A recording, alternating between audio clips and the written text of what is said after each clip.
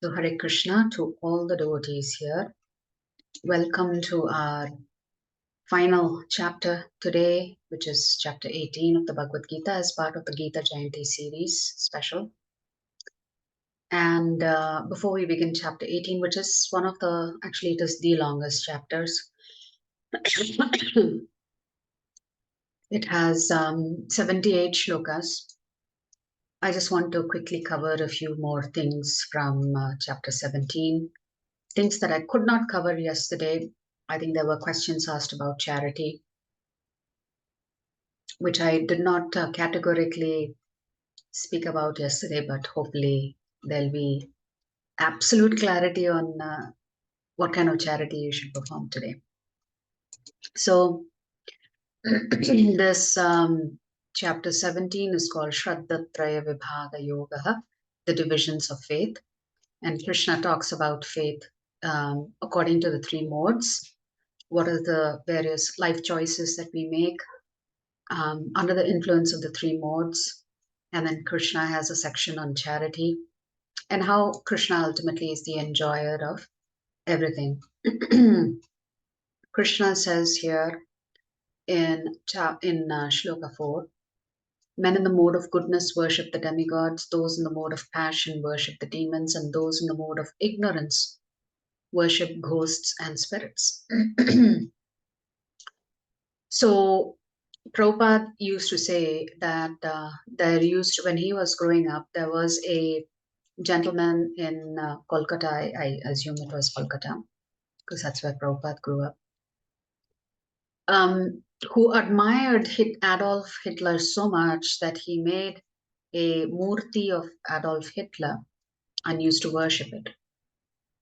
And similarly, recently there was somebody here in India who made a murti of Donald Trump and was worshipping it. So this is worship in the mode of passion. Worshipping those out of not really understanding who's worthy of worship. You just worship anybody who you love or you admire. You just tend to worship. I remember listening to one of the lectures, and I recall a preacher saying that when he was trying to preach to some young person, that person categorically told him,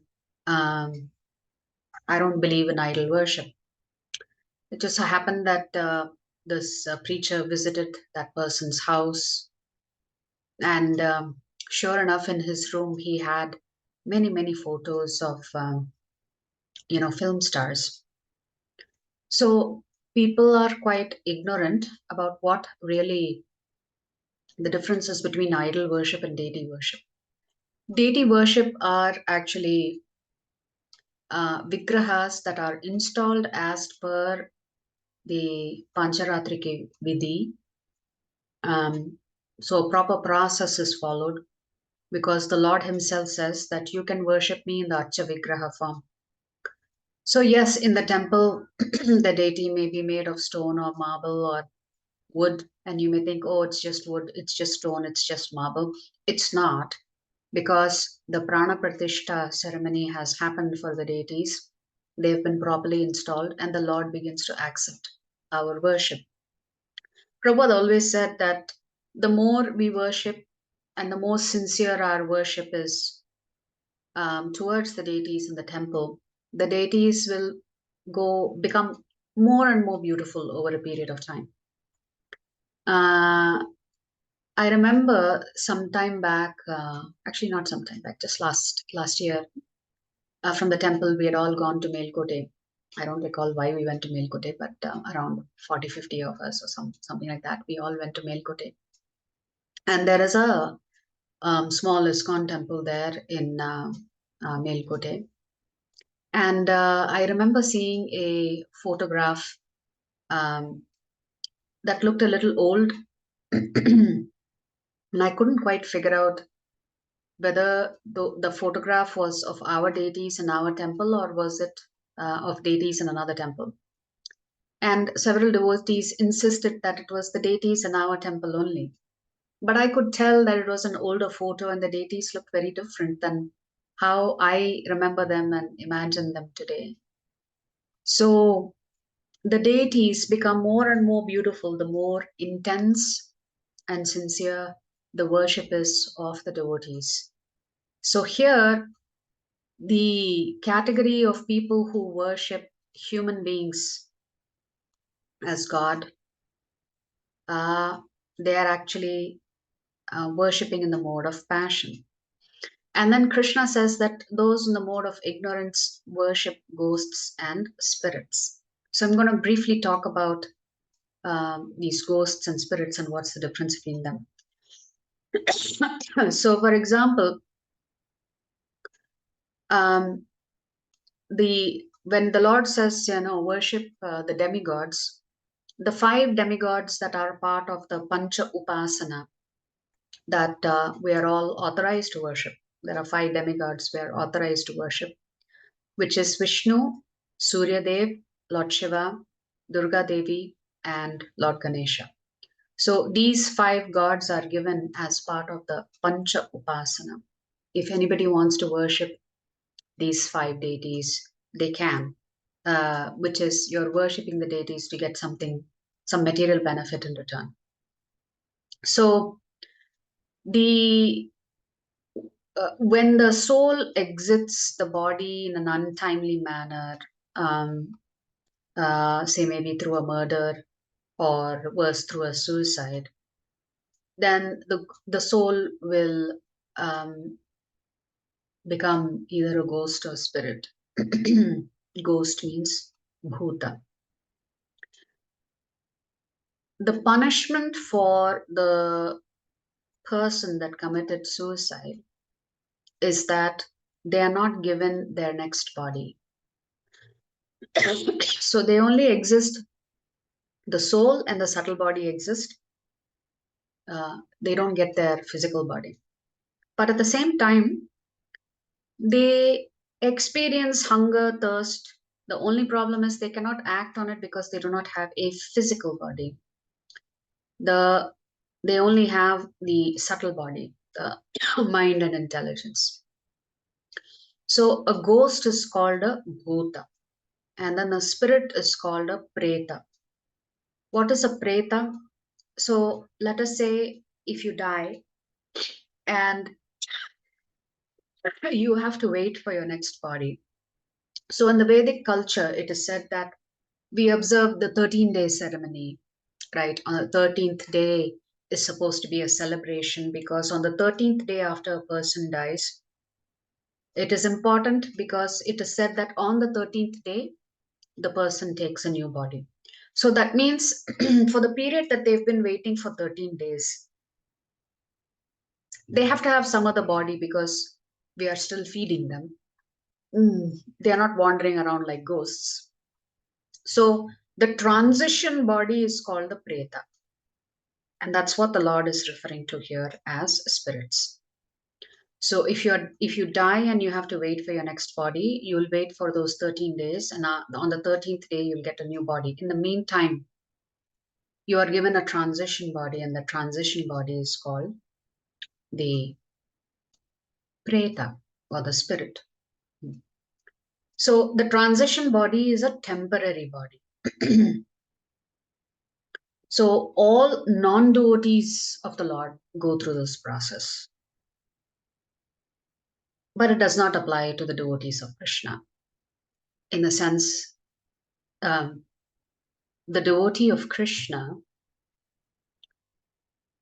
if they don't go back to the spiritual world at the end of this life, then on day one after death, immediately they're given another body and they enter into a family that are devotees of Krishna.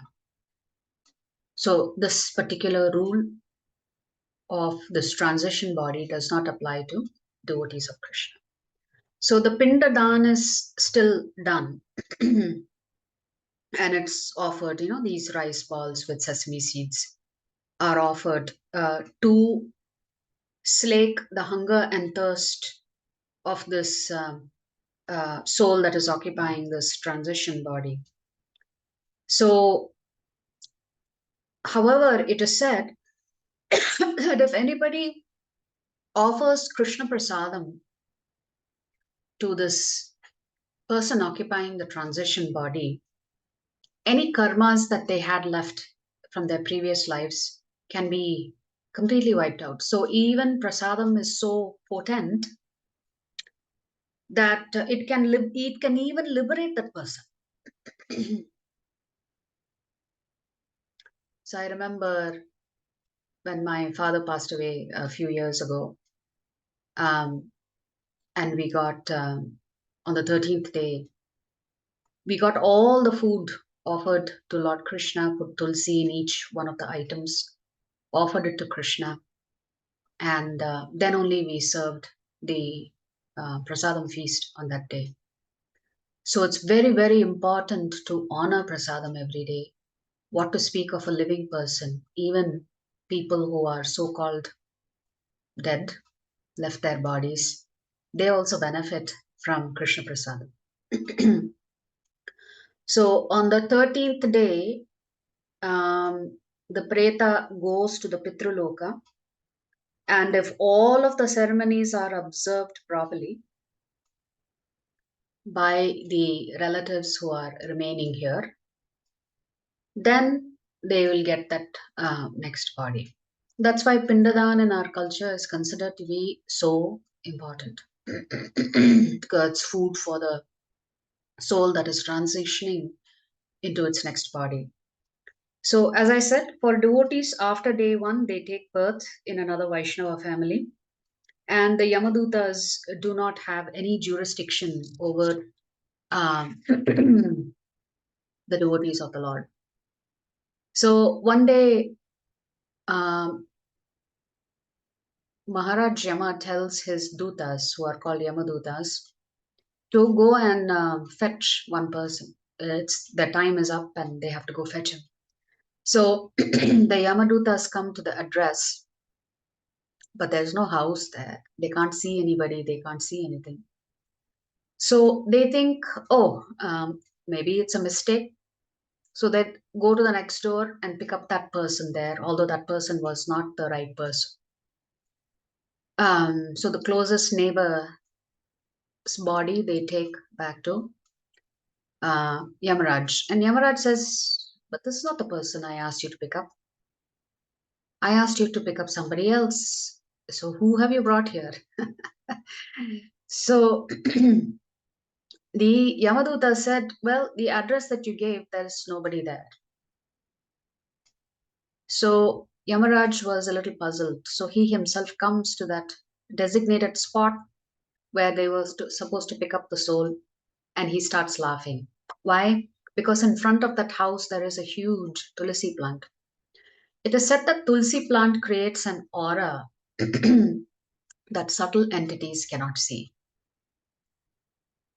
So ghosts cannot see the tulsi plant. So similarly, even the Amalaki tree is considered to be very, very holy. As a matter of fact, in the Padma Purana, it is stated that the very first tree that Lord Brahma creates is the Amalaki tree. So if you are in the mode of goodness, Krishna says you're detached from the results. If you are in the mode of passion, you're attached to the fruits. If you are mode of ignorance, then you are quite self-destructive, and also ultimately end up destroying others as well. So Krishna talks about food here. So even the foods preferred by those under the different gunas their taste buds are different. So as per Ayurveda, when we eat, 50% of our stomach should be occupied with food, 25% with water, and 25% with air, or rather it should be empty. So Prabhupada used to say, if you are young, we make the mistake of overeating. And if we are old, we ought to make the mistake of not eating too much. So as you go older, you have to reduce the quantum of food that you consume. It's just the way the machine tends to operate. So, so sattvic food is what the Lord is requesting us to take. When the Lord talks about foods that are juicy, fatty, wholesome, when he talks about fatty, he's talking about milk products, like maybe cottage cheese, paneer, butter, ghee, etc. So the natural fat is in the milk, therefore, you don't need any additional fat besides the fat that is already there in the milk. And Prabhupada used to say that if we take desi cow milk, it really helps one develop the finer brain tissues, and uh, it helps make you more intelligent.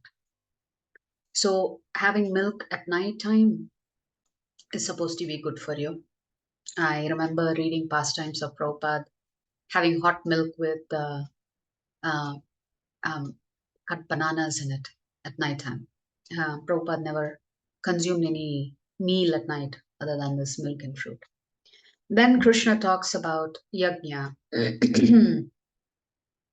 sacrifices. So if you're doing it in the mode of goodness, you're doing it with detachment as a sense of duty, you're not looking for any reward. Um, and there is so much interdependency between us and the animal system here, and there's interdependency between us and the demigods as well. If you recall in chapter 3, the Lord says, rains are necessary, and if we want to get adequate rains and good rains, we have to perform sacrifices for the pleasure of Lord Vishnu. So there is um, an instruction about what is it that brahmanas are supposed to do. Brahmanas are not allowed to have a bank account. Brahmanas are supposed to subsist on charity. If they don't get charity, they have to completely be dependent on the Supreme Lord. They have to learn to be completely dependent on the Supreme Lord. So they don't overexert themselves to make a living. Their main job for the Brahmanas is Patanapatan, Yajan, Dana, and Pratigraha. Patanapatan, which means they study and they teach the scriptures. Yajan, they perform fire sacrifices, and they perform fire sacrifices um, on behalf of others as a Yajmana. Then Dana, they have to give in charity. So it is said that, let us say the Brahmana has received, say, 10,000 rupees. That day his expenses are, say, 8,000 rupees. He has a balance of 2,000. The Brahmana is not supposed to take that 2,000 and hide it under his bed. Whatever balance is there that day that he has not consumed, he has to give it away in charity. So essentially, the Brahmana has to have zero money when he goes to bed. He should always give away his excess. So this is actually a true quality of a Brahmana. Now, all of us can think for ourselves, how many Brahmanas do you think are there in Kali Yuga who follow this? Slim to none, maybe zero. So there's this sweet pastime about, thieves. There are two thieves. They want to be successful in their thievery business. So they go to Lord Ganesha and they strike a deal with him. They tell Lord Ganesha, whatever we steal, we'll give you your share. So they have stolen, and the first thief comes and he thanks the Lord, thanks Ganeshji, and says, thank you for helping me. Had a pretty successful night tonight. And now he's supposed to give Lord Ganesha his fair share. So what does he do? He draws a small circle on the ground and he tells Lord Ganesha, I will throw my wealth into the air. Whatever falls in the big circle that I have drawn for you will be yours. Whatever falls outside that circle will be mine. So as he tosses up the gold coins, only one coin falls into that tiny circle. Actually, he had drawn a tiny circle, but he was saying big circle. So the second thief comes. He says, I'm a little bit more considerate than the first thief. I will throw everything. Whatever you catch, you can keep. The rest is mine. So when we use our intelligence in the wrong ways, then we are going to get punished for it. So there are, when it comes to austerities, there are politicians that we know who fast. I had said fasting for political purposes is fasting done in the mode of ignorance. It is not authorized in the scriptures, and therefore there is no proper result for such kind of fasting. They are only abusing their body for their own goals. All fasting that we keep must be done for the pleasure of Hari. It cannot be done for ourselves, otherwise, it's considered torture. And Krishna talks about sacrifices. So, sacrifices performed according to the direction of the scriptures. That means mantras must be chanted, prasadam must be distributed, the priest must be paid very nicely, and most importantly, it must be performed with full faith. If you don't pay the priest takes all the benefit of that yajna. Even though you may have spent money organizing for the yajna, by not paying the priest gets the benefit of that yajna. So there is a business exchange there. So sometimes when we are in the temple, some people may ask us, the chanting beads are quite cheap. The small ones you can get for 30 rupees. So they always ask, why don't you give the beads free? There is actually a transaction happening there. When you give the beads, then there is some karma that is exchanged when you give the beads for free. Shastra can be given, and there is no karma attached to it. But beads should not be given free. Chanting beads should never be given free. The person must always purchase the beads, no matter how small a price it is. So there's a possibility that that other person's karma will transfer over to the person handing over the beads to them.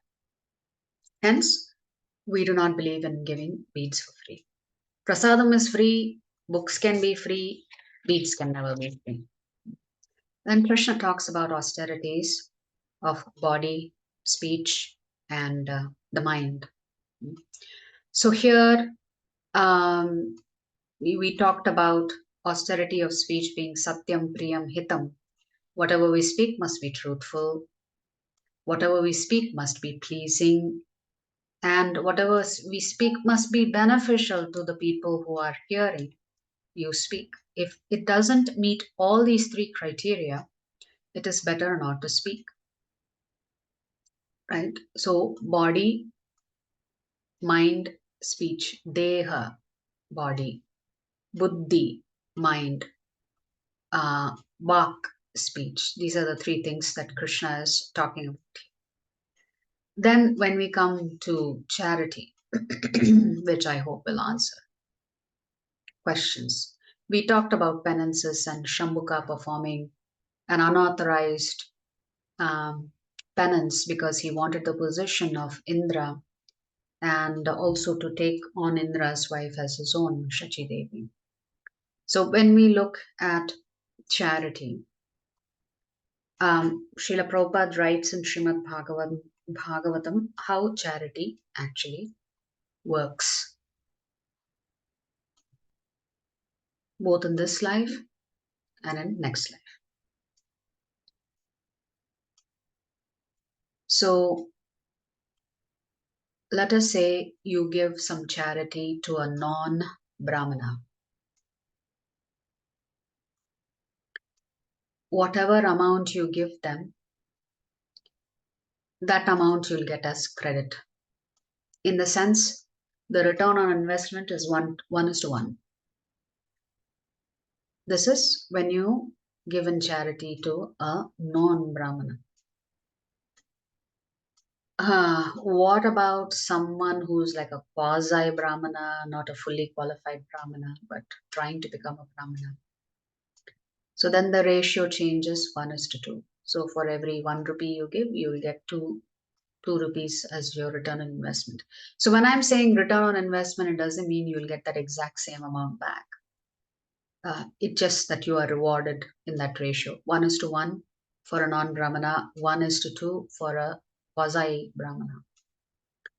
What about if you give charity to a qualified Brahmana?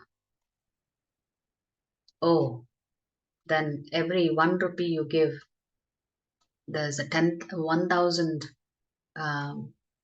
return in profit. So 1:1,000 when you give it to a qualified Brahmana. As we said, we don't think there are any Brahmanas that exist in Kali Yuga. What about if you give to a devotee? Devotee means someone who's a brahmachari or someone who's a sannyasi and they have dedicated their lives in the Lord's service. Then the return is 1:infinity. Unlimited returns you get when you give in charity to devotees of the Lord. Of course, we're not talking about Grahastha devotees because Grahastha devotees are earning a living. They don't need charity from you. Who needs charity? The brahmacharis and the sannyasis. So anytime we attend a lecture in the temple given by a brahmachari or a sannyasi, we must always offer them charity. It is said, as a matter of fact, that anybody who attends classes and does not give back in charity, so let's say a grahastha is giving a class, you have to give in charity to the temple that that grahastha is representing. That knowledge will be useless if you don't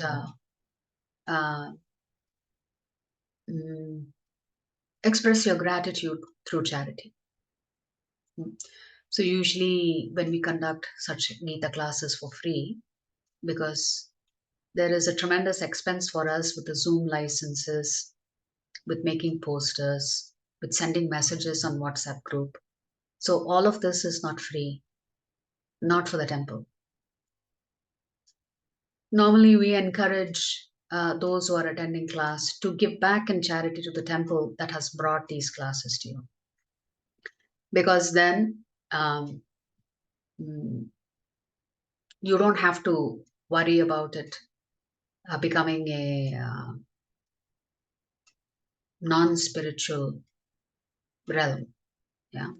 So when you, even in mundane life, right, when we learn music from a music teacher, we give something in remuneration. When we learn yoga, we pay the yoga instructor. So it's the right way. You cannot learn without paying the teacher, because then it is said that the knowledge will not actually benefit you. So it's better to offer some charity to the temple. If it's a brahmachari, to the brahmachari. Of course, even if the brahmachari takes the funds, the brahmachari will simply turn around and hand it over to the temple. Right? So that means the topmost form of charity in terms of returns, spiritual returns and material returns. So definitely the spiritual return is only coming when you're offering charity for devotional causes. That means any other charity that you support, you are not getting any spiritual credits for it. At best, you will get material credits in the form of punya. So it's very, very clear that if at all you want to give in charity, you should give it to a Brahmana, because a Brahmana is supposed to, a qualified Brahmana will always use it wisely, or you give it to a devotee of the Lord. In this instance, it would be a brahmachari or a sannyasi, or of course, you can give it to the temple. Then it will be 1:infinity. Yeah. I didn't mention these things yesterday because there was so much conversation about charity to different organizations. Uh, and we were talking about being cautious, who and when. That's why Krishna says here, right? Charity given out of duty without expectation of return at the proper time and place and to a worthy person. So Krishna has given the criteria for us. It has to be done at a proper time, at a proper place, to a worthy person. Then you're doing at a minimum charity in the mode of goodness. But charity done because you expect something in return, that's in the mode of passion. And charity done at an impure place, at an improper time, to an unworthy person, or without proper attention and respect, is said to be in the mode of ignorance. So Krishna says really the solution is this principle of Om Tat Sat. So Om here is an invocation of the Lord. Om means it is a impersonal sound representation of the Brahman feature of the Lord. So Om is considered impersonal. It addresses the impersonal aspect of the Lord. So when you use the word Om, you are not invoking Krishna. You are invoking the impersonal aspect of the Lord. So, not that it is wrong, but Om is an invocation of the divine. Tat means that reality other than me. And Sat means eternal. So Krishna says the proper way of doing all of this, yajna, dana, tapaha, is to offer it with the words Om Tat Sat. Then you become free from material entanglement. So Om Tat Sat are essentially the three different references to the Supreme Lord, three ways to address the Supreme Lord. Essentially, what are you saying? I'm offering everything to you, my Lord. Everything that is free from materialism or moksha. And let everything that I do have an eternal effect. Let all my services also be eternal. So ultimately, in this chapter, Krishna is not worried about those who are not 100% divine, nor are they 100% demoniac. They fall somewhere in between. Krishna is not worried about their philosophy, whether they believe him or not. Krishna is worried about their practices. So, how a person lives is more important than what they may believe in.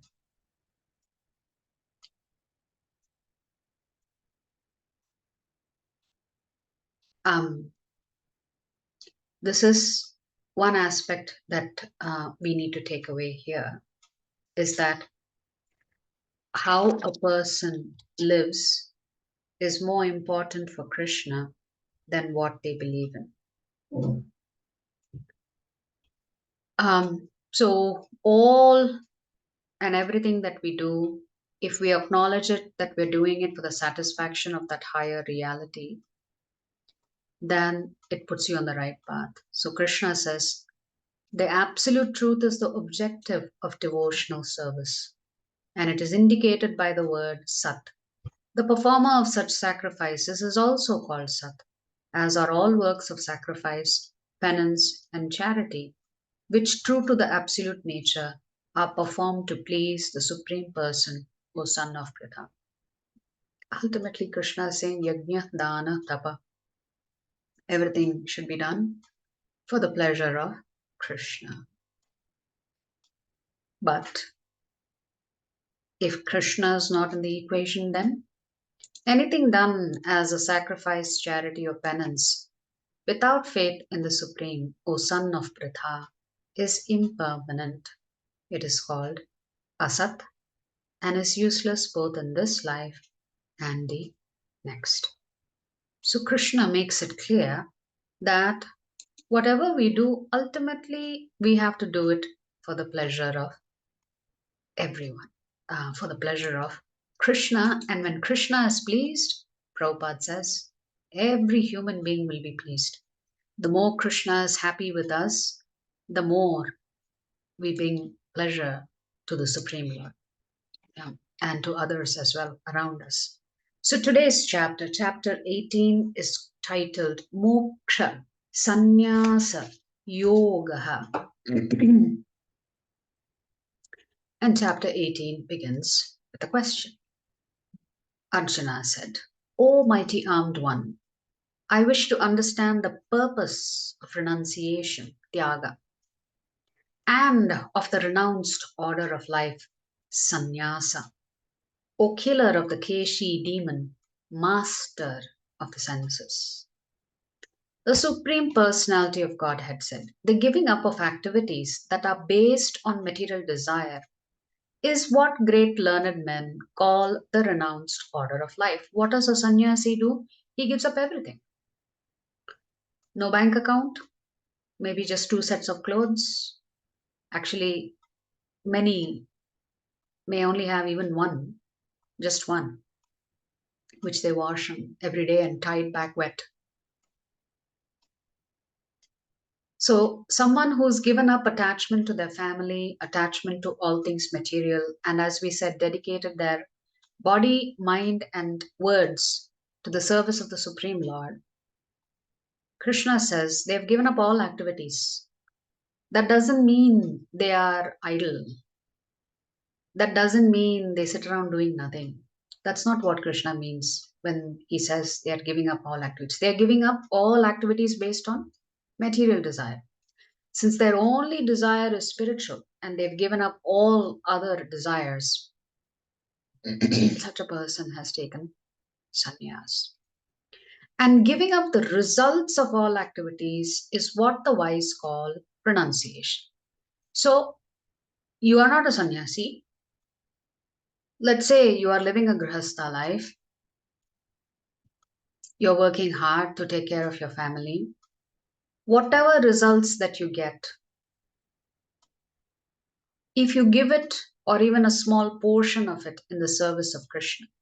Actually, Srila Rupa Goswami writes that in the Nectar of Instruction, as per the instruction of Sanatana Goswami, whatever wealth we have, 50% we can retain, 50% we have to give in Krishna conscious activities. So that's the first benchmark. So what does it mean, 50%? So let us say you earn 100 rupees every month. Your expenses are 50 rupees. Your savings are 50 rupees. Out of the savings of 50 rupees, 25 rupees should go to Krishna. 25 rupees out of the remaining 25 rupees, 50% of the 25 rupees, 12 and a half rupees you can keep for yourself for emergencies, and 12 and a half rupees you can set aside for your family members. That's an instruction given by Sanatana Goswami and Rupa Goswami. So that's the mood we have to be in when we are practicing renunciation, even though we're not wearing the color cloth of a brahmachari or a sannyasi, still even a grahastha can be renounced. So let's come back to the slides and then I'm going to come back to the chapter because it's a long chapter. It may take a little longer today, so please be patient with me. We'll try and finish the 18th chapter today. Before we begin, let's offer our most humble obeisances to His Divine Grace, Srila A.C. Bhaktivedanta Swami Prabhupada, Srila Prabhupada Ki Jai. So today's acronym is SMILE. Smile because it's the last chapter. After this, you will begin a new journey.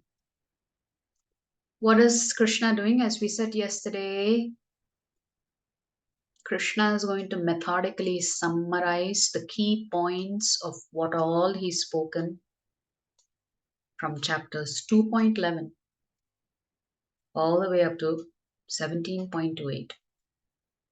After he summarizes it, he will then give some new information at the very end of chapter 18. So Krishna is going to summarize Karma Yoga. He's going to summarize Prakriti. He's going to summarize the qualities, the 4 Varnas and Ashramas. He's going to come back to the topic of his devotees. And then Krishna is going to conclude. And of course, Sanjaya speaks. Arjuna also speaks. So the summary of Karma Yoga is in the first 18 shlokas.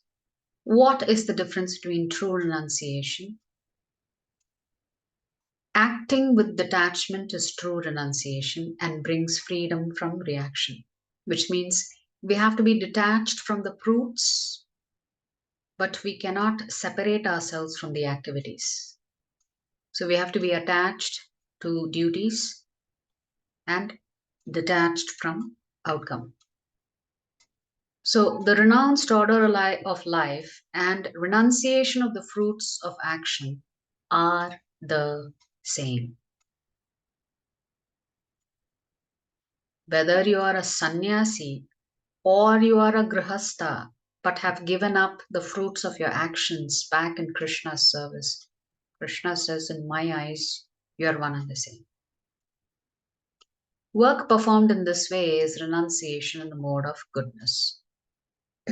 So Krishna says in Shloka 11, Nahi deha brita shakyam tyaktum karmanyasheshatah yastu karma phalatyagi satyagityavidhiyate. It is indeed impossible for an embodied being to give up all activities. But he who renounces the fruits of action is called one who has truly renounced. And let's come back to the chapter, because otherwise I will lose track of the trajectory of the chapter. So Krishna says, some learned men declare that all kinds of fruitive activities should be given up as faulty. Yet other sages maintain that acts of sacrifice, charity, and penance should never be abandoned. So there are a group of believers who think anything that you do on the material platform, even if you're earning a living and even if you give your money in the service of Krishna and his devotees, even that should be avoided, because they think any entanglement with Maya Devi is faulty. Whereas Krishna is saying, but others say that everyone must do yajna, dana, tapa, and that these 3 important duties should never be abandoned by anyone, irregardless of the varna, irregardless of the ashrama. The 4 varnas and the 4 ashramas should engage in sacrifice, charity, and penance.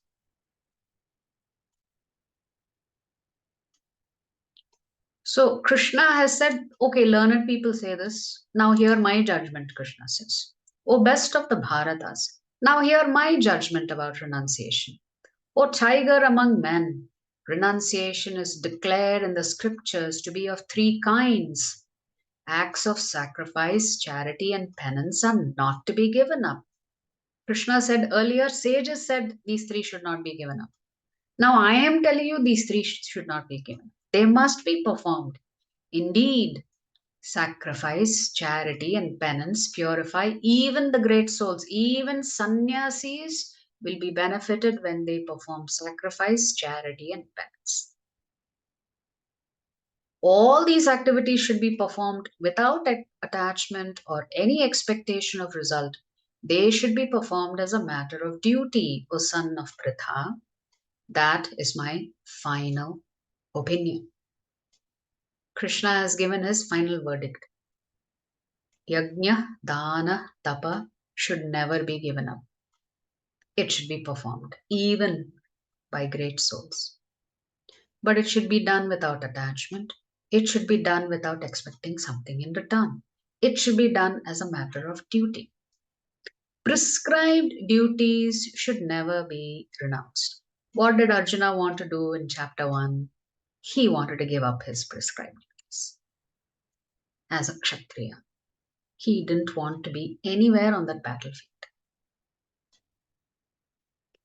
Krishna says if one gives up his prescribed duties because of illusion, such renunciation is said to be in the mode of ignorance. So Krishna is saying, renouncing your duties prematurely without preparing yourself for the next stage of life is renunciation in the mode of tamogun.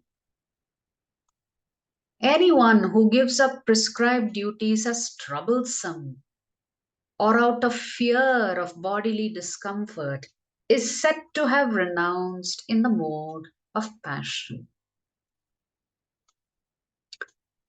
So if you give up your prescribed duties because the situation is extremely uncomfortable for you and you can't tolerate it anymore,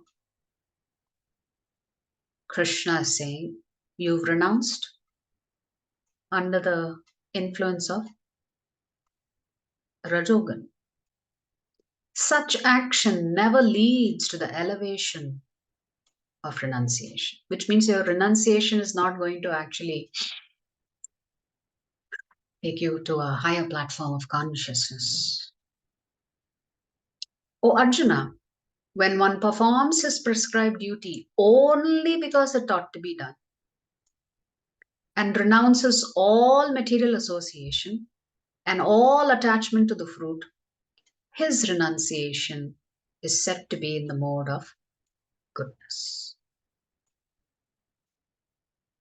So the intelligent renouncer, situated in the mode of goodness, neither hateful of inauspicious work, nor attached to auspicious work, has no doubts about work.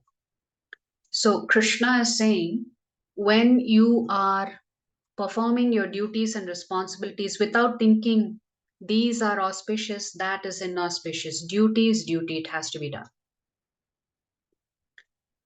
Work must be performed. It is indeed impossible for an embodied being to give up all activities, but he who renounces the fruits of action is called one who has truly renounced. So Krishna has given his verdict now. The difference between a sannyasi and a tyagi. A tyagi is one who works but gives up he does not get attached to the fruits of his work.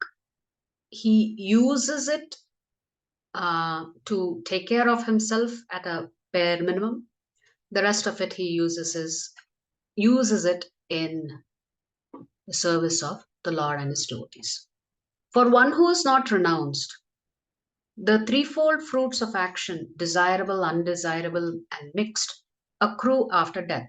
So Krishna is saying, for those who don't renounce the fruits of their activities, they will accumulate papa, punya, and a mixture of papa and punya, which means they are assured another birth.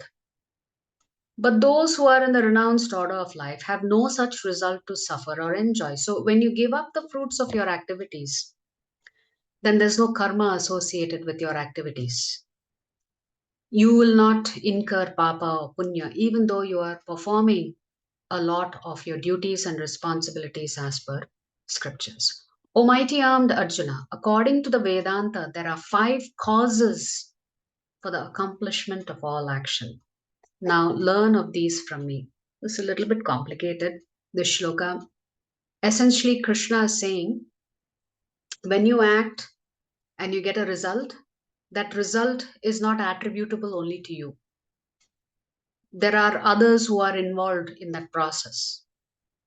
So Krishna is saying, the place of action, the body, the performer, who is the soul, the various senses, and the many different kinds of endeavors, and ultimately the super soul. Without the super soul, you will not get any fruits. Whatever right or wrong action a man performs by body, mind, or speech is caused by these 5 factors. Therefore, one who thinks himself the only doer, not considering the 5 factors, is certainly not very intelligent and cannot see things as they are. So there are a lot of people, majority of the people probably walk around in life thinking, oh, it's because I worked really hard that I got those results. Or it is because I didn't study hard enough. I didn't get the results that I wanted. Yes, your endeavor is being acknowledged here by Krishna. But he's saying there are other factors that are playing. And the most important factor that is at play here is the super soul, Paramatma. One who is not motivated by false ego, whose intelligence is not entangled. Though he kills men in this world, does not kill, nor is he bound by his actions. Krishna is saying, when you kill someone, you've actually not killed when you're doing it out of a matter of duty and responsibility. So even if you kill, there are no reactions for you. So for example, you recall the soldier analogy. If the soldier is fighting in a battle and he kills the opponent side, his government does not punish him. But that same soldier, when he kills his neighbor, which is unauthorized activity, that same government will come and throw him in jail. So the same killing, but the purpose is different. The goal and objective is different. I'm going to skip a few shlokas because some of this is a little technical. So let's come back to the slides and then I'll come back to a set of shlokas. Motivation due to false ego. So this is what we were just covering right now. Who's the real doer? There are many factors. You are one of the doers.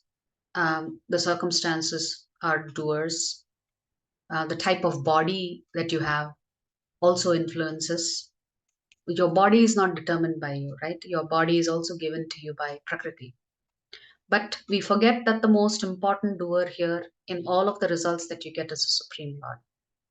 So, however, if you are motivated by false ego, what happens is that you think you are independently acting, and because of only you, everything is happening. It's because of me. I did that. We have the tendency to say this quite often. I did that. It's because of me the world is moving. So Krishna says in Shloka 17, Yasya naham krito bhavaha buddhir yasya na lipyate hatva pisa iman lokan nahanti na nibadhyate. One who's not motivated by false ego, whose intelligence is not entangled, though he kills men in the world, does not kill, nor is he bound by his actions, which means there are no karmic reactions for him. Essentially, Krishna is saying he is the ultimate cause of everything. So anyone who is in complete Krishna consciousness under the direction of the super soul within the heart is naturally not bound by any activity. He's not ultimately responsible for their actions. He thinks and he knows that Krishna is the supreme cause. He does not get enamored by the fruits of their actions. So sometimes when we work hard and we are successful, we feel quite proud and we want to enjoy ourselves. We want to enjoy that success. But a wise man will not allow themselves to fall into this trap because they are not motivated by false ego and their intelligence is not entangled.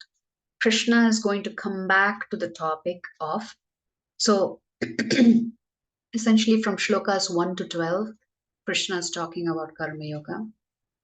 Then from 13 to 18, Krishna is talking about the jnana section. Then from 19 to 40, the Lord comes back to Karma Yoga, but this time he focuses his attention on the three gunas again.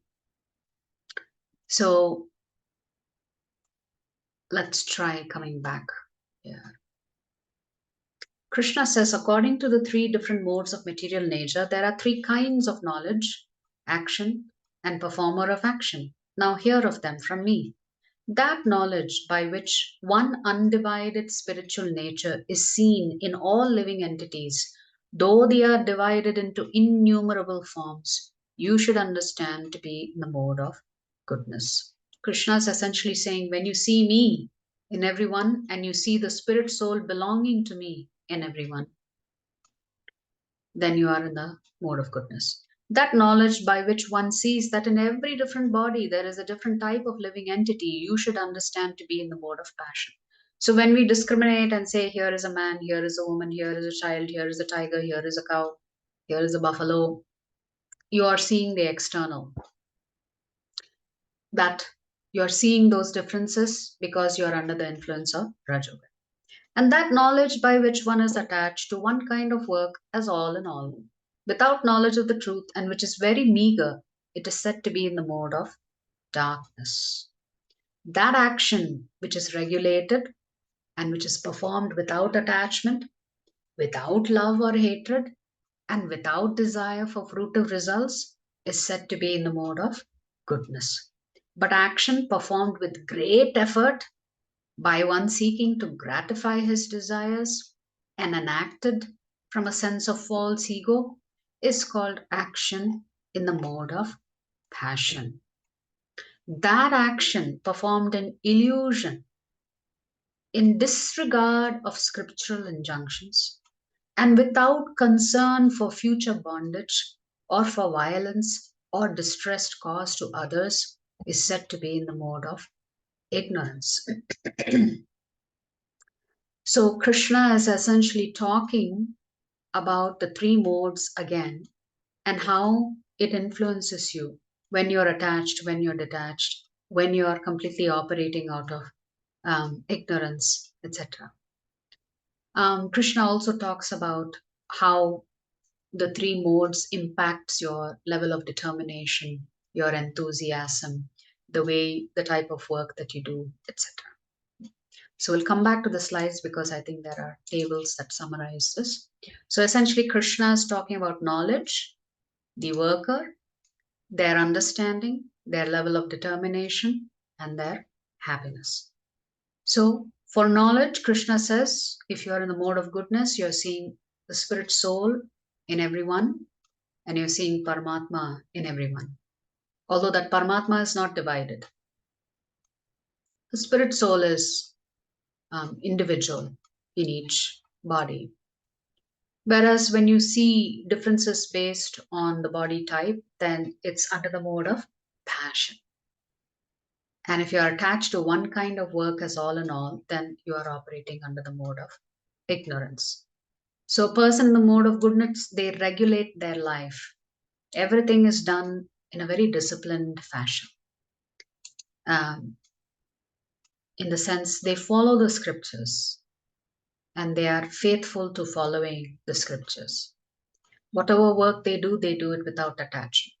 They do it without expecting any result. And Krishna says they do it with great determination and enthusiasm. Whereas any actions and work that you perform under the influence of Rajogun, you're doing it because you want to satisfy yourself. Therefore, you're attached both to the work and to the outcome, the fruits. That makes you, Krishna says, greedy, envious, impure, and you're completely experiencing these dualities of joy and sorrow, up and down, positive, negative, etc. What about worked under the influence of Tamogun? You disregard the scriptures, you don't care what kind of life you're going to lead in the future or in the next life. You're driven by envy, you may end up causing a lot of violence and distress. You are materialistic, you're stubborn, sometimes you end up cheating. Then Krishna comes to understanding. So though if you're in Sattvagun, you are able to discriminate very easily what is right, what is wrong, what is proper behavior, what is improper behavior, what you should be afraid of, what you should not be afraid of, what kind of activities are going to bind you, what kind of activities are going to liberate you. This, if you're in Sattvagun, Krishna says you're pretty good. You're on the right path. Whereas if you are influenced by Rajagun, Krishna says you half the time you don't know what is proper and what is improper. What should be done, what should not be done. What is actually religion, what is dharma and what is adharma, you can't distinguish between the two. If you're in the mode of ignorance, you do the exact opposite. Anything that is told by Shastras, you ignore. Anything that is prohibited by Shastra, you will do. Therefore, you consider irreligion to be religion and religion to be irreligion. You're operating under illusion and darkness, and therefore you're always headed in the wrong direction. What about determination? Krishna says those who are in the mode of goodness, their determination is unbreakable, it is steadfast, they know how to control their mind, their life, their senses. If you're under Rajogun, you are very, very attached to the results of your activities. You believe in dharma, artha, and kama. If you're in the mode of ignorance, you either are always dreaming and never acting, or you're always lamenting the situation in your life, you're morose, you are beset by illusion, and you are full of fear. What about happiness? Let's come to these shlokas. Krishna says an interesting thing here. Krishna says in 37, that which in the beginning may be just like poison, but at the end is just like nectar, and which awakens one to self realization, is said to be happiness in the mode of goodness. So, when it comes to sadhana, you will hear that you are supposed to wake up during the Brahma Muhurta time, take a bath, do your chanting, then do some little bit of worship of Krishna, worship Tulsi Maharani. So, waking up early, doing all the sadhana, changing your whole schedule. When you come to Krishna consciousness, you already have one schedule. Then you're told, do this, do that, do this, don't do that. Suddenly, you have to figure out how you're going to fit in all this into your time schedule because your time is already occupied with so many other activities. So, Krishna says, yes, in the beginning, all the good things you are supposed to do, you just don't want to do it because you're like, oh, it is so much effort. Why should I do it? But once you begin down this path, Krishna says, in the end, what you will experience is nectar because you are regulating your life. You're waking up at the same time every morning. You are following your sadhana. You're following the instructions of Guru. And only then you get your day started. Not get up out of bed, take a bath, eat something in a hurry, and then run to work.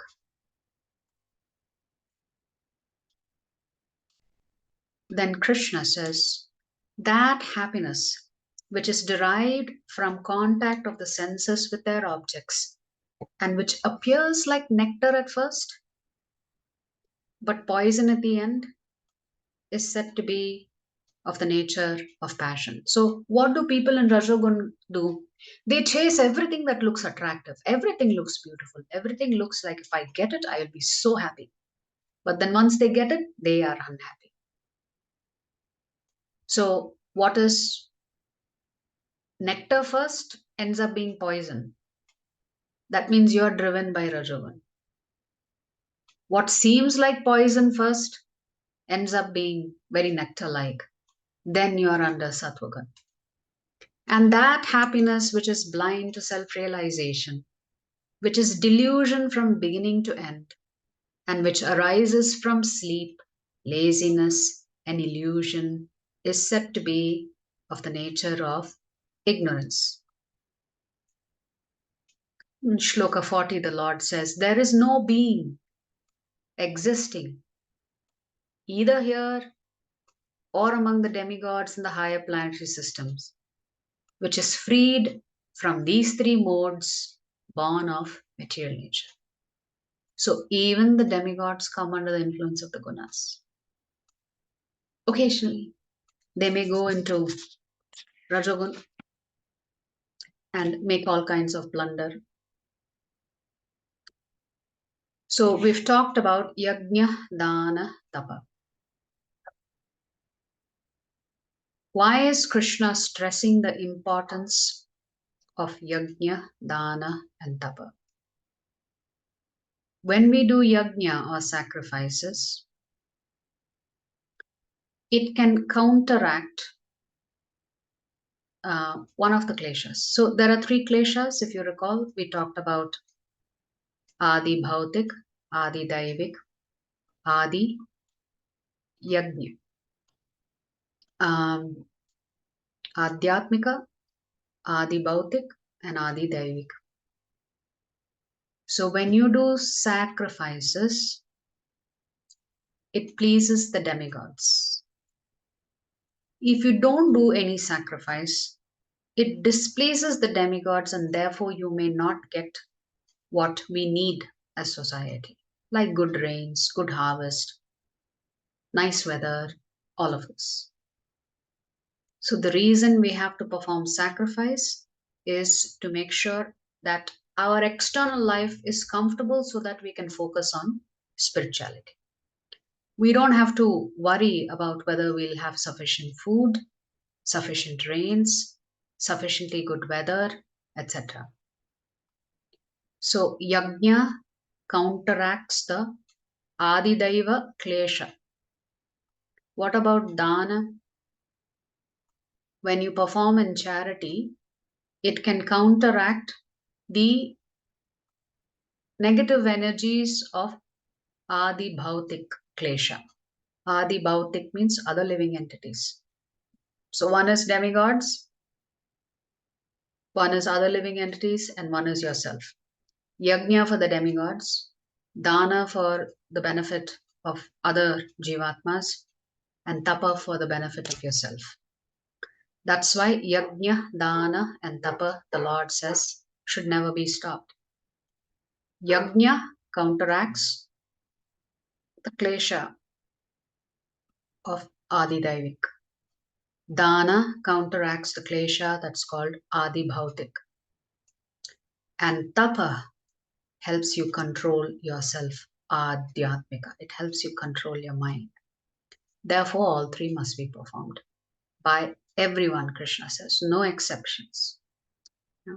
So this is the importance of yajna, dana, and tapa. Coming back to the slides, Krishna now will talk about the ideal worker.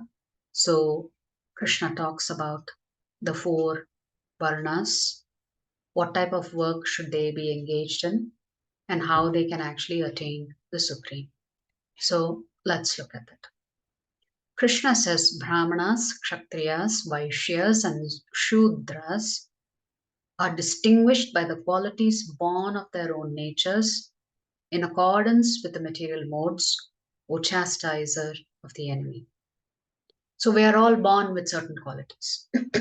Yes? Nature, nurture, and culture is what we talk about. So some amount of the qualities that you're born with is due to nature. Then some amount is what you nurture. And some amount is based on what you pick up from others through culture.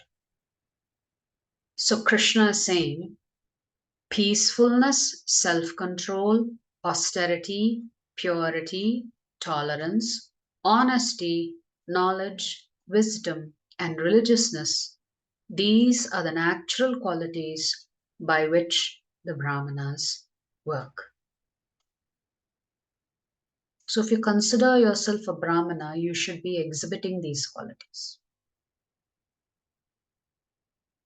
Heroism, power, determination, resourcefulness, courage in battle, generosity, and leadership are the natural qualities of work for the Kshatriyas.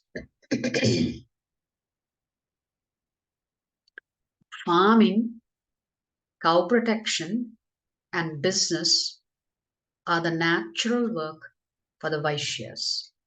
And for the Shudras, there are labor and service to others. So Brahmanas have to exhibit Brahmanical qualities. Kshatriyas have to exhibit the qualities of being a good administrator, and they are supposed to be very courageous and also the most generous, and they have to have natural leadership qualities. So the Vaishyas have to do farming, cow protection, and business. So it is said that the Brahmanas deal with the intellect. So they manage knowledge. Kshatriyas manage people. Vaishyas manage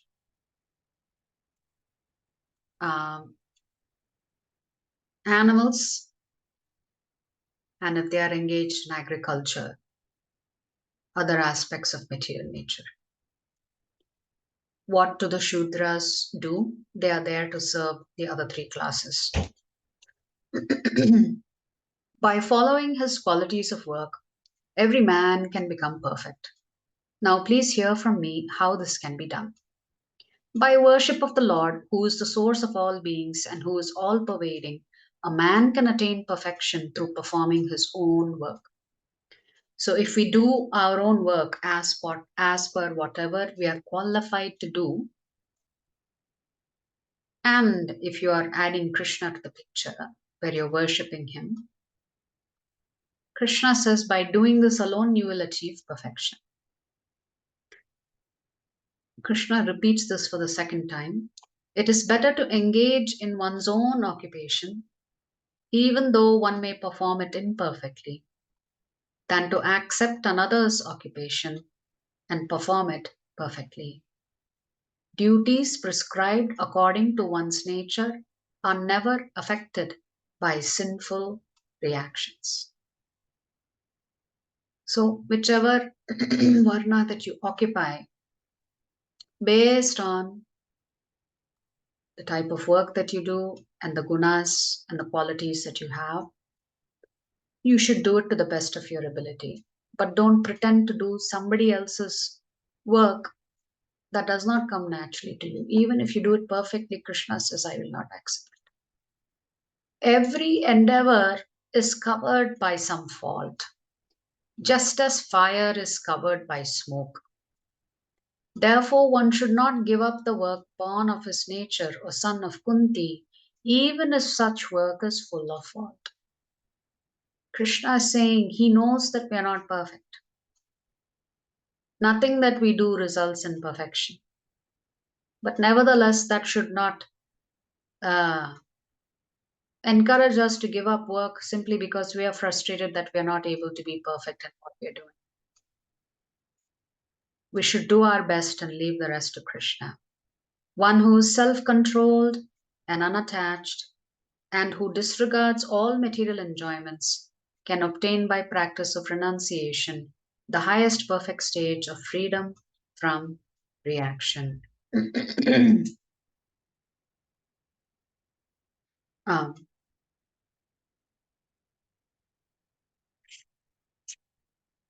son of Kunti, learn from me how one who has achieved this perfection can attain to the supreme perfectional stage, Brahman, the stage of highest knowledge, by acting in the way I shall now summarize.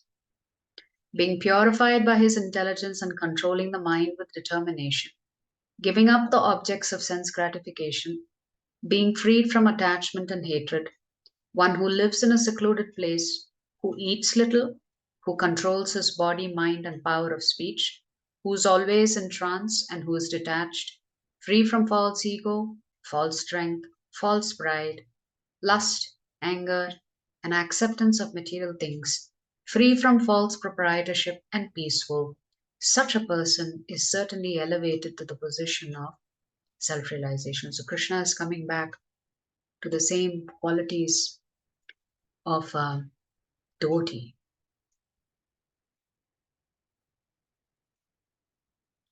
Um, so, there is a pastime um, relating to the four varnas that we talked about. So, there is a young boy who goes to Gautama Rishi and asks Gautama Rishi to take him as a disciple. Generally, if you approach a guru, they will want to know who your parents are. So Gautama Rishi asks this young boy, "Who's your father?" And the young boy says, "I don't know." So Gautama Rishi says, "Why don't you go ask your mother who the father is?" The mother says, "I don't know who your father is." So the child comes back. Because the mother does not know who your father is, in that case, you are a Brahmin. So being truthful was sufficient to indicate that he was a Brahmana. The little boy could have lied and said, "No, no, no, actually, my father is a great Brahmana," etc. But being truthful is always recognized as a quality of a Brahmana. So there is a great debate that happens as to who is greater, the Brahmana or the Vaishnava. First of all, what is the difference? We only know of four Varnas. So where is this Vaishnava coming from? A Vaishnava is transcendental to the four Varnas. A Vaishnava is someone who is worshipping the Supreme Lord and doing everything for the pleasure of the Lord. So one day Bhaktivinoda Thakur, he falls ill and he could not take part in a debate. So he sends his son, His Divine Grace Bhakti Siddhanta Saraswati Thakur Prabhupada, who is our Prabhupada's spiritual master. So he was very, very young and he gets onto the stage. And the topic was who is greater, Brahmana or Vaishnava. So what does this young son do, Bhaktisiddhanta Saraswati Thakur? He first of all starts debating in such a way that he glorifies uh, Brahmanas, how great they are. Even demigods come to seek their advice, their blessings. Demigods come and bow down before Vashishta Muni, Vishwamitra, etc. So the people in the audience thought, what is he doing? He's making our points for us. He's supposed to be defending Vaishnavism because his father is a glorious Vaishnava and so is the son. But his speech begins with glorifying Brahmanas first. And then he talks about why a Vaishnava is greater than a Brahmana. A Brahmana has really realized Brahman, whereas Vaishnavas have realized Bhagavan. So, like this, when he concludes his debate on behalf of his father, all of the Brahmanas fall at his feet because he was so logical in his presentation that they could not go against what he was saying. Therefore, he proved that Vaishnavas are greater than Brahmanas. Brahmanas have a partial realization of the Supreme Lord. Vaishnavas have a complete realization of the Supreme Lord in all his three features.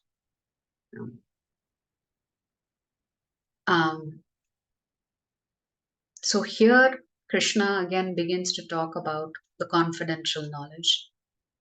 So from Jnana Yoga, he is going to Sakama Karma Yoga and Nishkama Karma Yoga. So the Lord is moving through the yoga ladders here again, these shlokas here. So let's come back to the slide, see what we are missing, and then we'll come back to the shlokas again.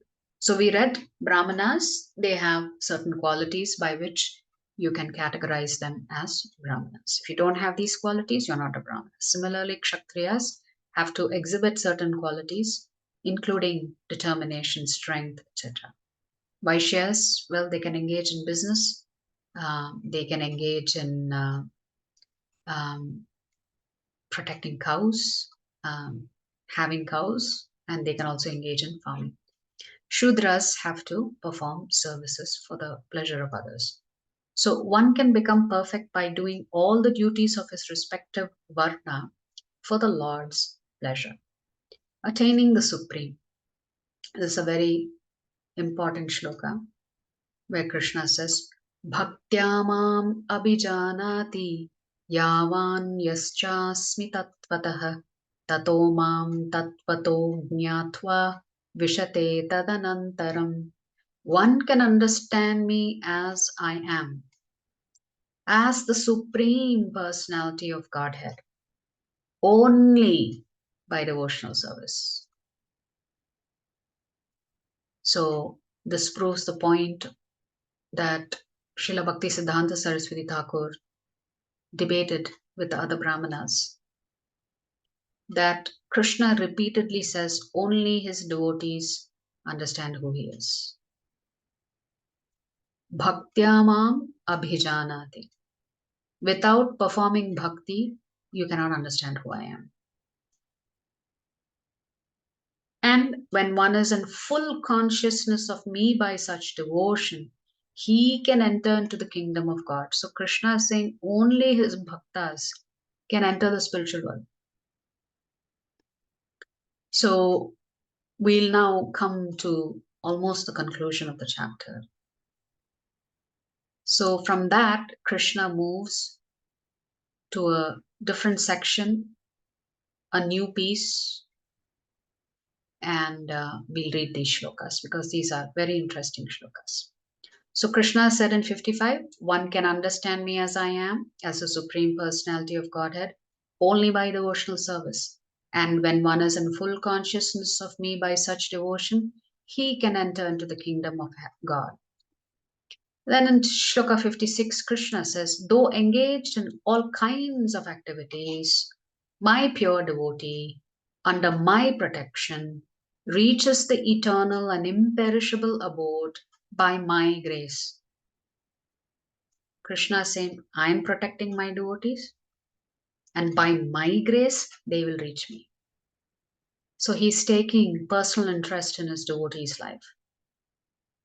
That's why we said a devotee wants Krishna to be the charioteer in their life. In all activities, just depend upon me and work always under my protection. In such devotional service, be fully conscious of me. If you become conscious of me, you will pass over all the obstacles of conditioned life by my grace. We have always said that Krishna can negate your prarabdha karma that you've been born. What to speak about all the past karma that you've committed, that you still have not received the reward or punishment for. So Krishna is giving you so many guarantees here. Yes, life may be tough for some of us. But Krishna says, I will make it easy. But you have to have faith and determination. If, however, you do not work in such consciousness, but act through false ego, not hearing me, you will be lost.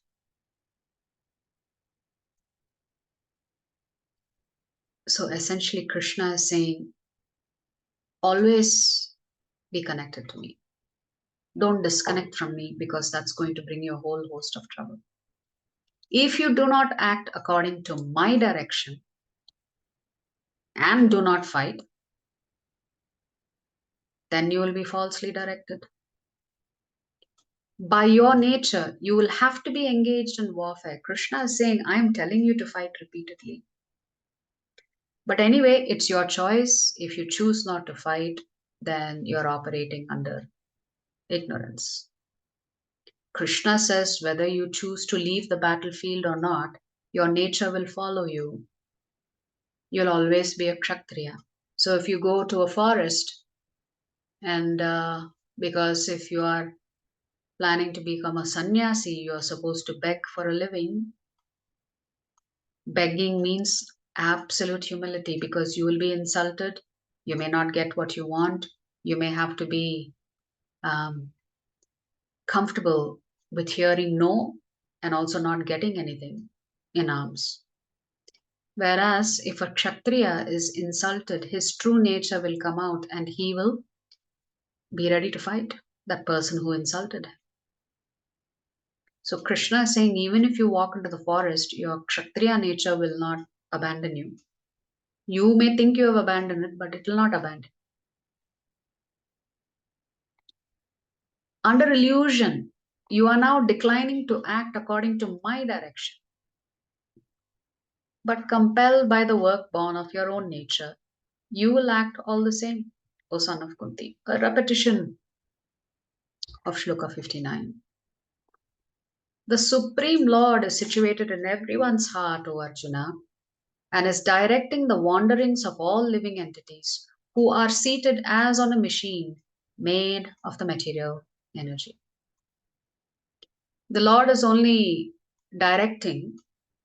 If you want the Lord to take control, then He is no longer directing, He is taking control. But if the Jivatma tells the Paramatma, do this for me, I want this, I want that, then the Lord also does that. O scion of Bharata, surrender unto Him utterly. By His grace, you will attain transcendental peace and the supreme and eternal abode. So here Krishna is saying surrender to Vishnu, the super soul. Whereas shlokas 56 to 60 were pure bhakti. 61 to 63 is either karma yoga or it is dhyana yoga.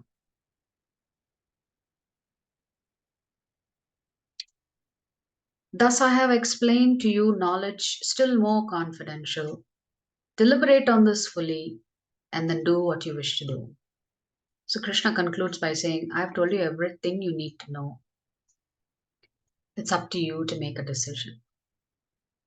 I'm not going to interfere with the decision process. I have given you wise counsel, but I've also given you free will. So use your free will, make your decision. So, but before that, what is Krishna saying? Deliberate on this fully. Think through what all I have said. Contemplate. After that, make a decision. Then the trajectory changes a little bit now. Because you are my very dear friend, I am speaking to you my supreme instruction, the most confidential knowledge of all. Hear this from me, for it is for your benefit. And 9.34 repeated here with a slight variation in wording. Always think of me, become my devotee, worship me, and offer your homage unto me. Thus you will come to me without fail. I promise you this, because you are my very dear friend. So to answer some of the questions that had come up in the earlier classes, how to get closer to Krishna, well, just follow Krishna's instruction. Follow the Acharya's instruction. Then you will be on the right path. So Krishna is saying, without fail, you will go to him. And he's promising you this.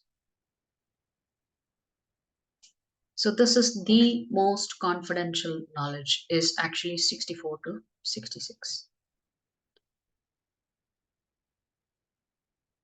In 66, Krishna says, abandon all varieties of religion and just surrender unto me. Here, varieties of religion means dharma. So Arjuna was conflicted between Kula Dharma and Kshatriya Dharma. So oftentimes we also come across this conflict, you know.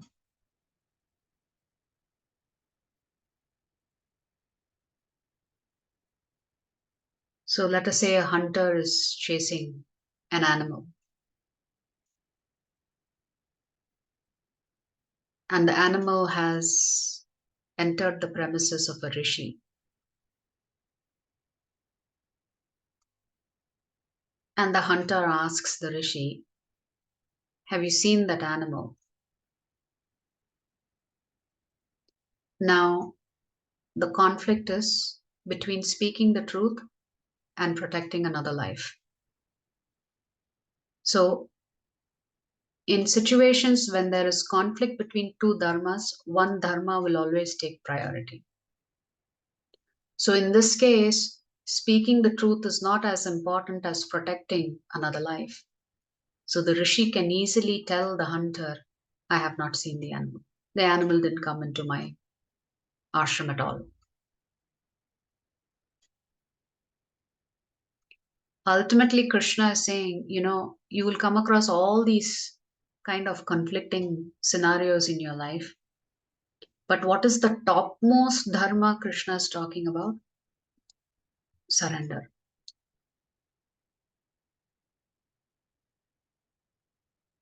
That means Krishna is saying, ultimately, you have to abandon all the dharma. The only dharma that matters is that you have to be fully surrendered to me. If you do that, Krishna says, I shall deliver you from all sinful reactions. Do not fear. In the sense, when we give up certain dharmas, we may think, oh my God, what is going to be the consequences of this? How am I going to pay a price for not uplifting some of the dharmic injunctions? Krishna says, actually, nothing matters. The only thing that matters is you have to surrender. If you're fully surrendered to me, then you're fully under my protection. You need not fear about consequences. You need not worry about repercussions. Krishna is saying, I will take care of it. Why you worry?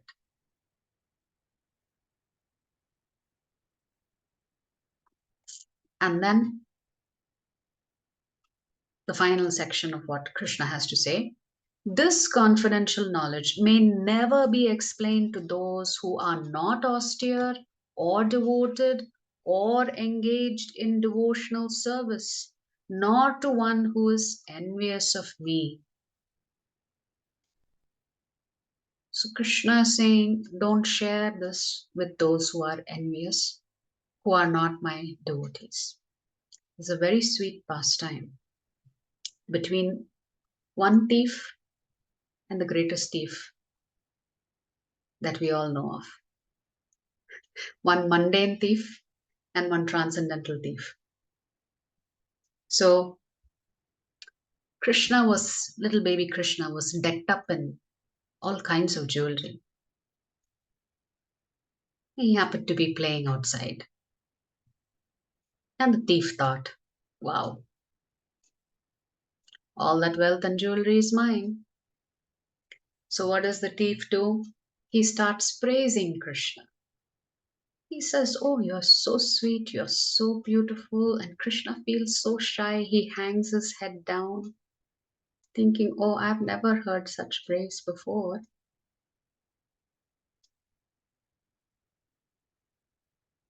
And Krishna says, oh no, I am not that sweet. I'm not that beautiful. I'm just a cowherd boy. And the thief tells Krishna, oh, those jewelry must be so heavy on you, you poor thing. Why don't you take them off if it's troubling you so much? Here, have some sweets. And very cleverly, the thief takes off the jewelry off of Krishna and gives him some sweets. The thief didn't realize he had just offered something to the Lord. It may not have been with love. It may not have been with the right intention, but nevertheless, he offered something to the Lord. And in return, he had taken off all the Lord's jewelry. And so Krishna was standing there just with his open. Everything had been removed by that mundane thief. And the thief looks back at Krishna before he decides to walk away. He takes one last look at Krishna. And when he turns around and looks at Krishna, Krishna just smiles at him. And the thief is so enamored by that smile. He thinks, oh my God, what a sweet little boy. He will look so beautiful in this jewelry. So one by one, he decorates Krishna with the jewelry just so he could see the Lord with his jewelry on and that smile. So the greatest thief tricked the mundane thief into handing the jewelry back just because of the smile that Krishna gave him. So when Krishna returns home that day, Mother Yashoda says, what's wrong with you? Why is all your jewelry misplaced? Everything is in the wrong place. What were you doing? So like that, there is these sweet pastimes between Krishna and this thief. Yeah. One day it is said that Ashwatthama comes to Krishna and asks him, can I use your Sudarshan Chakra? And Krishna says, oh, why not? I'm not using it now. So Ashwatthama tries to pick up the Sudarshan Chakra and he can't even lift it. It is so heavy. So he tries and tries, but he's not able to lift it. Finally, he gives up.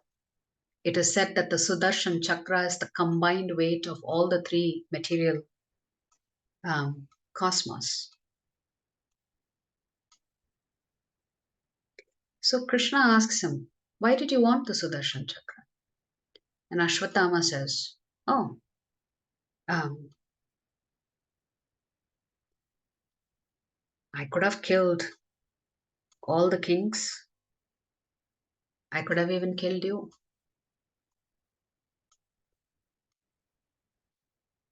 And Krishna just smiles. So the Lord has his own way of dealing with different personalities, whether it's a thief or whether it is someone like Ashwatthama who was thinking devious thoughts. So ultimately, the Lord is saying, just surrender to me. Why are you carrying such a heavy burden? Just give up all your burdens to me, and I will take care of you. I will deliver you from anything and everything. So then Krishna says, don't share this knowledge with those who are envious. And then Krishna says, for one who explains the supreme secret to the devotees, pure devotional service is guaranteed. And at the end, he will come back to me. So Krishna is saying, first, don't share this with those who are not ready to hear this knowledge. Then Krishna is saying, share it with those who are attuned or ready to or receptive to hear this knowledge.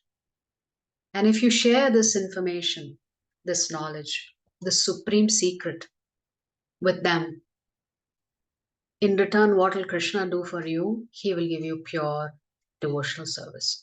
That means even prema for Krishna is given by Krishna only. Nothing is achieved by us independent of Krishna. And at the end, Krishna says, you will come back to me. And as if to add how dear this particular instruction of his is in Shloka 68, Krishna says, there is no servant in this world more dear to me than he, nor will there ever be one more dear. So Krishna is talking about those who go around the globe preaching bhakti yoga and bringing more and more jivatmas and connecting them back with Krishna. Krishna says, I'm very indebted to them. Such a servant I've never had. In case you're not able to preach, Krishna says, and I declare that he who studies the sacred conversation of ours worships me by his intelligence. So at least if you read the Bhagavad Gita every day, Krishna is saying you are actually worshipping me. You're using your intelligence to worship me. Now, keep in mind, Krishna is not saying you studied and have understood everything. He's simply saying, and I declare that if you've studied this sacred conversation, then you're worshipping Krishna with your intelligence. Next, let's say it's not possible for you to study the scripture. It's not possible for you to study this conversation. Krishna gives it one rung lower and still gives you benefit. And one who listens with faith and without envy becomes free from sinful reactions and attains to the auspicious planets where the pious dwell. Even listening to the Bhagavad Gita, Krishna is not saying with attention, just with faith, but without envy. What happens just by listening to this conversation? Krishna says, I wipe out all your sins. And because all your papa is wiped out, what you have left is your punya. Therefore, you will take credit for the punya, go to the upper planetary systems and live there with the other pious people. He's not saying you will come to the spiritual world. The Lord is simply saying, even just by listening to the Gita, you are going to be benefited. O son of Pritha, O conqueror of wealth, have you heard this with an attentive mind? And are your ignorance and illusions now dispelled? So how sweet of the Lord. He is asking Arjuna, everything theek hai? Or do you want me to explain everything again? Because Krishna was ready to speak the Bhagavad Gita again if Arjuna had even one more doubt. So what does Arjuna say? My dear Krishna, O infallible one, my illusion is now gone. I have regained my memory by your mercy. I am now firm and free from doubt, and I am prepared to act according to your instructions. Karishye vachanam tava. So Sanjaya says, thus have I heard the conversation of two great souls, Krishna and Arjuna, and so wonderful is that message that my hair is standing at end. By the mercy of Vyasa, I have heard these most confidential talks directly from the master of all mysticism, Krishna, who was speaking personally to Arjuna. O king, as I repeatedly recall this wondrous and holy dialogue between Krishna and Arjuna, I take pleasure, being thrilled at every moment. O king, as I remember the wonderful form of Lord Krishna, I am struck with wonder more and more, and I rejoice again and again.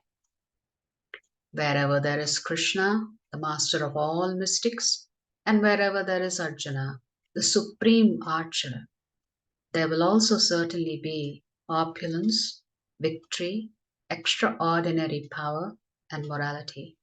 That is my opinion. So Krishna is encouraging Arjuna at the very end. Don't worry about all these internal conflicts that you're having. Just surrender to me and I will take care of you. So it is said that Srimati Radharani is very expert at sharing Krishna with others.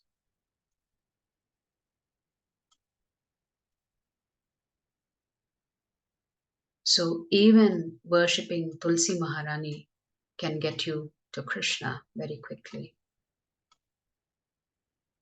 So there is a story from the Puranas where a Brahmana, when he is cutting grass, accidentally cuts a tulsi plant and is carrying it in his hand, not realizing he is holding a tulsi clipping along with the grass. As per his karma, he is supposed to die within a few minutes. So he's carrying this tulsi and a snake is following him. But the snake is thinking, let him drop that tulsi first before I attack him. Then I will bite. Meanwhile, Lord Vishnu is thinking, I have made a promise that whoever has taken the shelter and has served Tulsi Maharani, I have to protect them. And he is searching for Sudarshan Chakra. Where are you? We need to go protect my devotee. He couldn't find, the Lord could not find a Sudarshan Chakra because Sudarshan Chakra had already left to protect his devotee. So imagine the scenery where the snake is chasing the Brahmana, the Sudarshan Chakra is chasing the snake, and the Lord is chasing Sudarshan Chakra. So what happens? As the Lord is chasing the Sudarshan Chakra, the Chakra cuts the snake and also kills the Brahmana in one shot. Remember, as per his karma, the Brahmana was supposed to die. So immediately the Brahmana goes back to the spiritual world. So even if we are unable to worship Krishna, just worshipping Tulsi Maharani has so much benefit. It brings you closer to Krishna. So I don't want to go through the rest of the slides because I think the message is quite clear. The Lord is saying, ultimately, you have to learn to love me. If you learn to love me, I'm always there for you. And the conclusion of that is that just surrender to me. Don't worry about all the different dharmas conflicting with each other. So for us, we have to learn to depend on Krishna, follow the principles that the Lord has established for us in the Bhagavad Gita, practice spirituality under the guidance of a bona fide guru. And everything that we do on a daily basis, we should always try to remember Krishna. Because in return, Krishna will protect us. He will help us pass over all material obstacles. And he will personally take you back to the supreme world. So that's why the Lord is saying, Sarva Dharman Parityajya Mamekam Sharanam Raja. Ekam. Only take my shelter. Aham Tvam Sarva Papebhyo Mokshayishyami Ma Shuchaha. Krishna is saying, I will deliver you. Do not fear. So Krishna is saying, only surrender to him. If you do, you will reach his abode. He will also wipe you off all of the sins. So who can receive this knowledge? Someone who has faith and who is envious. Anything other than that, Krishna says this knowledge, even if they receive it, they will not understand it. So one who distributes this knowledge, Krishna is very fond of them. One who studies this knowledge, Krishna says they're studying me only. They're using their intelligence. One who even listens to this knowledge, all of their sinful reactions gets wiped out. And then the conclusion is there is supreme auspiciousness in everything, every time one hears this conversation. So Krishna is giving us the freedom. The more a devotee surrenders, the more freedom the devotee has. But the devotee never misuses their free will. So we'll pause here. वाञ्छाकल्पतरुभ्यश्च कृपा सिन्धुभ्य एव च पतितानां पावनेभ्यो वैष्णवेभ्यो नमो नमः। वैष्णवेभ्यो नमो नमः। वैष्णव वृंद की जय। जगतगुरु शिल जय प्रभुपाद की जय। की जय जय श्री श्री गौर निताई की जय। की जय।